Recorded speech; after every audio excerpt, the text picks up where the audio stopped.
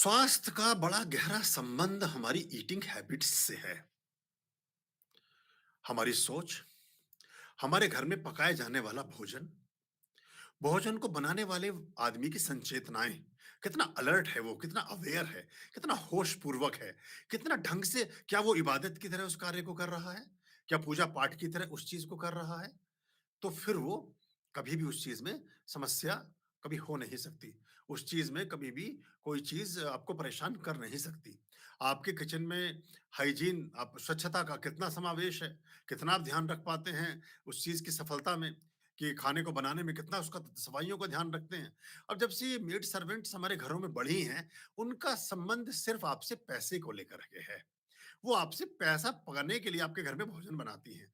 तो अब ऐसा समझें कि अप्रत्यक्ष रूप से जैसे रोज़ाना होटल में ही खाना खा रहे हैं, आप बाज़ार में ही खाना खा रहे हैं। मतलब वहाँ बाज़ार में जाके हर बार 1 प्लेट ऑर्डर करनी पड़ती है या महीने भर की आपने 30 या 60 प्लेटें ऑर्डर कर दी, वो 60 प्लेट की एवज़ में आपसे वो 6,000 या 10,000 रुपए जो भी उसने लेने हैं, वो ले लेती है। ऐसे तो फिर उसका कोई लेना-देना नहीं है। फिर वो धनिये को अच्छे से धोएगी नहीं, फिर वो मेथी को अच्छे से साफ नहीं करेगी, फिर वो पालक को 10 बार पानी में नहीं निकालेगी, फिर वो गाजर को छीलने में क्यों समय व्यर्थ करेगी? उबाल तो दी ना कुकर में, ऐसे पानी नितारो-वितारो, बना-बनू के छुट्टी करो, हलवा तैयार। ऐसे बाज़ार में जैसे चलता है। वो मिट्टी, वो बैक्टीरियाज़, वो जीवाणु, वो जीवाश्म, वो छोटे-छोटे चीज़ें भोजन के संग साथ आपके शरीर में प्रविष्ट हो जाते हैं और आप धीरे-धीरे, धीरे-धीरे क्रमशः रोगों की तरफ उन्मत्त होते हैं। एक वय सिद्धि होती है, वय कल्प सिद्धि और वय स्तंभन कहलाता है, वय स्तंभन। वय स्तंभन का मतलब होता है आयु को अपने स्थान पर ही रोक देना। जैसे वय के वर्तुल में उदाहरण के तौर पर मैं बात करूं तो मेरी उम्र 53 साल है, 52 साल प्लस है, लेकिन मैं ऊर्जा के लेवल पर 27 साल का व्यक्ति हूं, 25 साल का व्यक्ति हूं। और 25 तो 27 साल का जो भी व्यक्ति हो, मैं उसके साथ प्रतिस्पर्धा कर सकता हूं, चाहे रेस लगाने में हो, चाहे कहीं घूमने में हो, चाहे साइकिल चलाने में हो, चाहे स्विमिंग करने में हो, चाहे पहाड़ चढ़ने में हो, चाहे छोले भटूरे खाने में ही क्यों ना हो। तो इसका मतलब ये है, इसका कोई ये चीज़ नहीं है कि आप इसमें मैं कोई आपको मुँह मियाँ मिट्ठू बन रहा हूँ या आपको प्रेरणा दे रहा हूँ। मेरे जैसे करोड़ों लोग इस दुनिया में हैं, कई करोड़ों लोग इस दुनिया में हैं, तो थोड़े-से होशपूर्वक हैं। आप व्यय स्तंभन कर सकते हैं, अनावश्यक व्यय को बचा करके। हालाँकि व्यय का मतलब यहाँ आयु से था, लेकिन मैंने व्यय जोड़ दिया खर्चे से। ये जो हम फास्ट फूड खा रहे हैं, ये जो मृत भोजन हम करते हैं, मरा हुआ बासी भोजन हमारे शरीर के आवश्यक ऊतकों को नष्ट करता है। ऐसी मसल्स, ऐसी हमारे एंजाइम्स, ऐसे शरीर में उत्पन्न होने वाली ऊर्जा की तरंगें जो ताजे और अच्छे भोजन से उत्पन्न होती हैं, उनको किल करता है, समाप्त कर देता है, उनको रोक देता है, उन पर स्टे ले लेता है और उनमें डाले गए प्रिजर्वेटिव्स जैसे पिज़्ज़ा है या बर्गर हैं या ये नूडल्स हैं या बहुत सारे डब्बा बंद जितने भी डब्बा बंद पदार्थ हैं, वो डब्बे में रखे हुए सुरक्षित और संरक्षित रहें, इसलिए उसमें कुछ केमिकल्स डाले जाते हैं जिनको प्रिजर्वेटिव्स बोलते हैं, जो उसको खराब होने से रोकते हैं। यानी कि खराब होने से कैसे रुकेगा? कि उसको कोई बैक्टीरिया ना खाए, उसको कोई फंगल इन्फेक्शंस ना हो, उसको कोई छोटे-मोटे जीवाश्म उसकी तरफ प्रेरित ना हो। यानी कि उसमें से ऐसी तेज स्मेल और उसमें से ऐसी तेज गंध और उसमें से ऐसा तेज केमिकल का अवयव समाहित होता है कि उस अचार को या उस ऐसी चीज को डब्बा बंद को अगर आप बाहर भी रख दें, तो बहुत सारे इंसेक्ट्स पर बैठेंगे भी नहीं। उन्हें पता है कि उसकी जो गंध है उसे टच करते ही, उसे चखते ही वो मृत्यु को उपलब्ध हो जाएँगे, मर जाएँगे।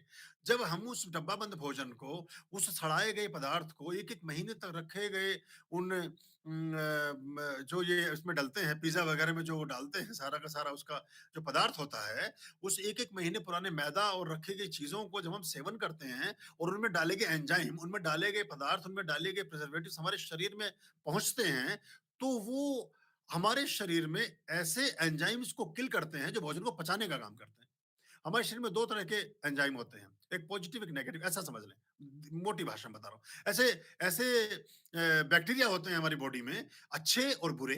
जो अच्छे बैक्टीरिया हैं, वो बुरे बैक्टीरियाज़ को मारते हैं, जब वो भोजन के संग साथ हमारे शरीर में प्रविष्ट होते हैं।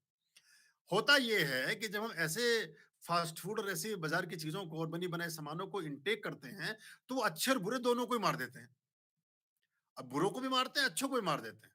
तो मुश्किल जैसे बाढ़ आई, देखिए किसी भी खेती की सिंचाई उसके जल प्लावन से होती है। किन्हीं भी पौधों को सींचा जा सकता है एक निश्चित मात्रा में दिए जाने वाले जल से। बाढ़ से तो विप्लव आता है, बाढ़ से तो आपदा और विपत्ति आती है। बाढ़ से सिंचाई नहीं होती कभी भी वृक्षों की, बाढ़ से खेती की सिंचाई नहीं होती कभी भी, बल्कि खेती में अगर कोई फसल खड़ी भी है, तो उसे भी अपने अंग-संग बहा के ले जाती है, उसको भी तहस-नहस कर देती है, समाप्त कर देती है। तो ये हमारा शरीर इंटेक हुआ, तो हमारा शरीर कुछ समय के लिए स्तंभित हो गया। स्टे हो गया उस पे बॉडी पर। आपको लग रहा है पेट भरा हुआ है अब। पेट तो भर ही गया आपने और फिर आप उसे सिर्फ एक गिव एंड टेक, उसे टेक करना और उसको एग्ज़िट करना। इनटेक करना, एग्ज़िट करना। आप भोजन को पदार्थ को अपने शरीर में ले रहे हैं और उसे बाहर भेज रहे हैं। उसमें पोषक तत्व तो बचा ही नहीं जो शरीर ले सके। तो कुछ समय तक तो शरीर रिएक्ट करता है। कुछ समय के बाद शरीर रिएक्ट करना बंद कर देता है। जहाँ से ओबेसिटी, मोटापा, फालतू की चीज़ें, बहुत तरह की बीमारियाँ और सबसे पहले जिन बीमारियों के साथ टिस लगा हुआ है, कोलाइटिस, ये टिस, वो टिस, ये जो जो आंतों से संबंधित रोग हैं, वो प्रारंभ हो जाते हैं। ऐसे भोजन को लेते रहने से जो बासी 40 मिनट तक बनाया गया भोजन, 40 से और 60 मिनट तक, पौने घंटे से 1 घंटे के बीच अगर आपने भोजन को इनटेक कर लिया है, तो आपके लिए वो पौष्टिक है, अच्छा है, बेहतर है और अगर उसके बाद कर रहे हो, तो आप बीमार होंगे ही होंगे, आपको कोई बचा नहीं सकता। बहुत लोग ऐसे होते हैं कि जी आप खा लीजिए इसको, वरना फेंकना पड़ेगा। तो मतलब जो चीज़ डस्टबिन में डालनी है, वो हम इंसानों को करते हैं। तो वो सारी चीज़ पहले हमारे यहाँ था नहीं। हम सिलबट्टे वाले लोग थे, हम ताज़ी चटनी वाले लोग थे और वो सारे लोग जो आज भी हैं, आपको गाँव में ये प्रॉब्लम नहीं मिलेंगी कुछ भी। वहाँ 60-70 साल का आदमी भी बढ़िया बढ़िया काम करता हुआ नज़र आएगा। शहर में 35 साल का आदमी भी दवाई खा रहा है। 30 साल का आदमी मेडिकल चेकअप कराता घूम रहा है रोज़ाना, अस्पतालों के चक्कर काट रहा है। किस लिए?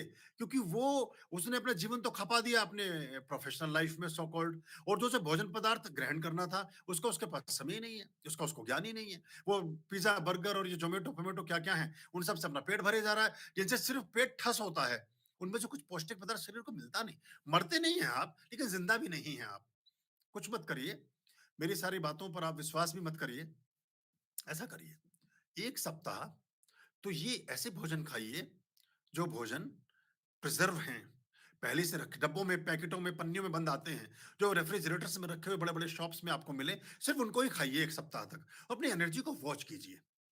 अपना बोलने का ढंग, सोने का तरीका, उठने का तरीका, सम वज़न को उठाने का ढंग, सारी चीज़ों के बारे में वॉच करिए। किसी से बात करने का तरीका, आपके शरीर की ऊर्जा का लेवल क्या है, इसको देखिए और फिर उसे बंद कर दीजिए एकदम और फिर 1 सप्ताह तक ताज़ा भोजन करिए। घर में बनी हुई सादी चपाती, घर में बनाई गई तरकारी, घर में बनाई गई सब्ज़ी, हरी सब्जियाँ, ताज़े सामान, सादे सामान और अच्छे जो प्रोडक्ट्स हैं, उनका इस्तेमाल करें ताज़ा-ताज़ा। आपको खुद समझ आ जाएगा कि मैं क्या कहना चाहता हूँ आपसे। बस वही व्यस्तंभन है, अगर आपने कर लिया उसको तो आपकी उम्र फिर ठहरने लगती है, आपकी उम्र रुक जाती है, आप चिरयुवा होते हैं। आप हमारे यहाँ हुआ क्या कि सारी जो वो है ना कि मक्खन-मक्खन संतन ने पीना और सीधी छाछ बबरानी, तो जो छाछ-छाछ थी वो तो समाज में रह गई। अब जिन्हें बोध पैदा होता है वो फिर निकल चलते हैं प्रकृति की ओर। तो अब अगर आप समझ सकें और कर सकें इसको अपने जीवन में तो अच्छा रहेगा आपके